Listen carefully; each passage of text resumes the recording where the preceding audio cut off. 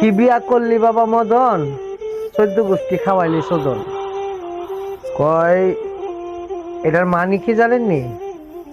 এক লোকে বউ দেখতে দেখতে মনে করেন ঘটককে হয়রান বানাই নিছে। তো ঘটক রাগ কইরা তার এক ছেলেরে মেয়ে সাজায়া দেখাইছে। দেখানোর পরে তার তো পছন্দ হয়েছে, হওয়ার পরে এটা বিয়া করছে। বিয়া করার পরে যখন বাসর রাত করতে গেছে না, তখন তাও ছেলে সেও ছেলে, এক ছেলেরে দিছে কাম করিয়া। দেওয়ার পরে পরের দিন সকালে উঠে কেমনে করবো যে বউ আমারে কাম করে দিছে, মানে খুব দ্রুত বিষয় টিসা লইয়া 1 সপ্তাহের ভিতরে মনে করেন প্রবাসে আইসা বসছে। আইসা আর বাড়িতে খবর টবর নেয় না। তখন বউ চিন্তা করছে কিরে এর কাছে বিয়া বইলাম, তাই কিন্তু সাথ পাইলাম না, বিয়ার ঠিকঠাক বিচারটা করে নি।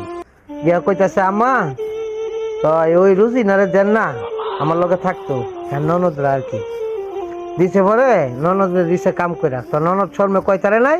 পরের দিন কই কি মা আমি যাইতাম না, তুই যা। তো গিয়ে কইছে আমা ও ইয়া রুজিনা যে তো যাইতো না, তো আমনি আয়েন।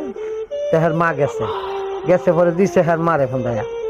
দেওয়ার পরে কইতাছে সকালবেলা উঠটা পুতরে ফোন দিয়া, কি বিয়া করে থুয়ে গেলি বাবা মদন, খাওয়াইলি 14 গোষ্ঠী সদন। কইস না গো মা দুঃখের কথা, আইজ জানে আমার হুগার ব্যথা।